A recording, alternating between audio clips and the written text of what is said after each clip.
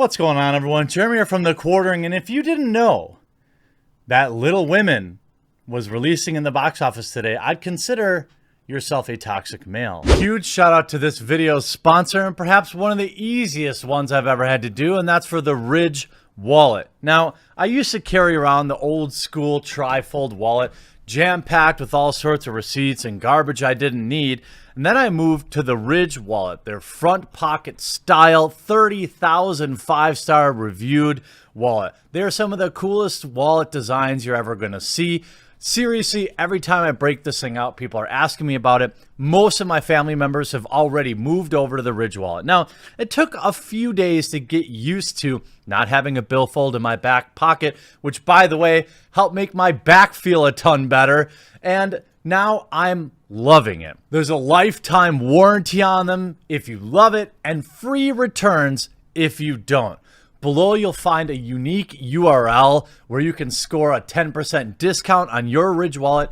Great for you, or a great gift idea. Pick up your Ridge wallet, save 10% today, and help support the channel. Little Women released this week, and it's getting smashed from both sides. We've got your typical, if you're a man and you don't like Little Women, you're a jerk. How dare you? And we've also got Little Women being celebratory of white privilege. How dare you continue to look away? That's right. Men, according to the New York Times, are dismissing Little Women. What a surprise. The rejection of the latest screen adaptation of the beloved novel echoes a long-held sentiment towards woman-centered narratives. Now, obviously, this flies in the face of don't like it, don't watch it, because it is, of course, whatever's convenient as an excuse for social justice-minded people. You know, when I, in particular, was very critical of the Netflix adaptation of She-Ra, everyone was like, oh, what do you want to jerk off to it? Oh, it's not for you, man. What do you care? What do you care?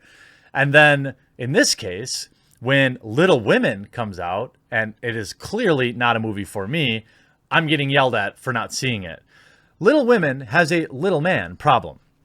So reads the headline for an article on Vanity Fair's website this month about the latest screen adaptation of the beloved Louisa May Alcott novel. The film has been lauded by critics and ostensibly possesses many of the quality awards voters look for. An A-list cast, including Saoirse Ronan, never heard of her, Timothy Chalamet, never heard, and Meryl Streep, okay, fine. A respected actress turned director, Greta Gerwig, and a beloved source material. So far, it has been noticeably underrepresented during award season, 2 Golden Globe nominations and 0 Screen Actors Guild nods. And Vanity Fair described the audience as early advanced screenings as overwhelmingly comprised of women. Well, it's literally in the title. If you called it Big Busty Women, I expect you'd have more men there. One of its producers, Amy Pascal, shocking, told the magazine she believes many male voters have avoided it because of an unconscious bias. Well, of course, obviously. While the box office numbers following its release on Wednesday suggested the movie had found a decent audience, it placed third behind Star Wars and the latest Jumanji on opening day. That unconscious bias has seemed to trickle down to the casual male viewer as well. If Twitter is any indication, the New York Times critic Janet Maslin recently tweeted her surprise at the active hostility about Little Women from men I know, love, and respect. She also described the movie's problem with men as very real. Someone tweeted a response, "It's not a problem, we just don't care." It's hard to argue with that, right? In 2019, this attitude seems to like history repeating itself. When Miss Alcott's book was first published in 1868, it was an instant success.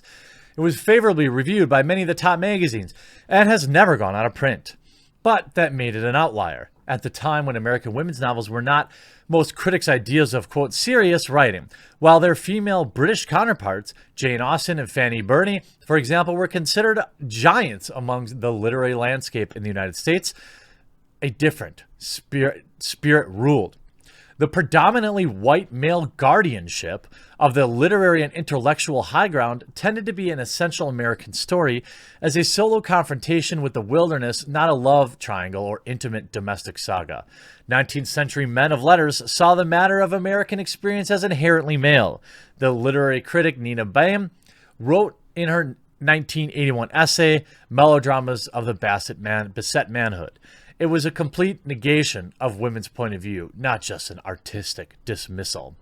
Well, I think that in 2019, the current year, I think it's fair that you have to pick a side. You're either going to blame men for not seeing it, like we saw with Charlie's Angels director, who also said, well, you got 15 Spider-Man movies. How come we can't have Charlie's Angels? Look, nobody's saying you can't have Charlie's Angels. People are just saying we don't want to see it. You're welcome to put out your movie and lose a bunch of money, but don't blame men for not seeing it. Blame yourself for putting out a boring retread of a movie franchise no one cares about in 2019. I mean, that's at the end of the day exactly what it was. I'm pretty sure I saw Charlie's Angels Full Throttle in the theater when it came out, or the original, was it Full Throttle? Whatever the reboot with Cameron Diaz was, I know I saw that in the theater.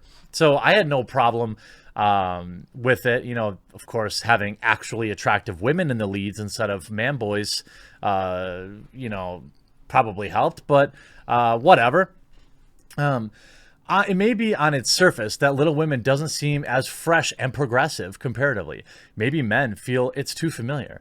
The book has turned into a movie no fewer than 7 times, including the Little Scene version released just last year. Okay. It couldn't possibly be that maybe people are sick of the movie. I mean, you literally had a reboot less than a year ago, and you're whining that people aren't going to the movies. In fact, blaming men for not wanting to see your movie. Where are the articles saying, well, not enough women saw Rambo, not enough women saw John Wick? By the way, I know a lot of women who enjoyed John Wick greatly, but it's just an idea, you know? They go on to say, we could turn to a much canonized American male writer, David Foster Wallace, for a vivid phrase, not too far off from Joe's cry to hear her mother. Fiction writing is what it is to be a blank human being. That's what Little Women is. It's a plea for women to be seen as human beings. You know, maybe that message is not as relevant in 2019 when modern day feminism has turned to some sort of toxic thing, you know, that turns people off. I have not seen, to be honest with you, a single commercial or a single trailer about this movie. So maybe it's a marketing budget now, or a marketing thing. Now, would I be interested in this movie wholesale? Of course not. I'm going to go see 1917. That's what I'm interested in seeing. But, you know, maybe my wife would have wanted to see it. I don't know. I'm sure she hasn't seen a commercial for it either. So maybe look at your marketing budget. Maybe look at the fact that, I don't know, nobody cares about a movie that's been released 7 other times and everybody's already read the book. I mean, there's any number of very real examples of why people didn't see this movie, but apparently you've got to blame men. But speaking of men, troll reviewer, in my opinion, Armand White, legendary reviewer. If you've ever read movie reviews or Rotten Tomatoes, he's the guy that gives the movie that has a 95% critic rating. He will not only give it a 0%, he'll say it's the worst thing ever. He's, in a way, kind of a meme. But I do respect the man for carving out a niche. He is called Little Women out for romanticizing white privilege, a feminist diatribe that Michelle Obama could love. A reader asked, when are you going to write about Little Women? At first, I thought a question was cynical, but the more I thought about it, I became amused by its presence. The crazy, boring, laughable thing about Greta Gerwig's version of Little Women is that casual racism is merely the start of its problems. Of all the unwoke standard American literature, Louisa May Alcott's sentimental story of females in New England march families bravely preserving the domestic institution and its customs despite Civil War raging outside their hearth seems to have sneaked past progressive gatekeepers. So you're saying they exist. In 1868, Little Women didn't make it to D.H. Lawrence's survey studies in classical American literature, yet it may be the ultimate story of blood sisterhood, rivaled only by Alice Walker's novel, The Color Purple. and this social group concept exempts it from being politically corrected. Alcott's Little Women remains feminist in exactly the sense that Camille Paglia has condemned it for indulging upper middle class white female privilege.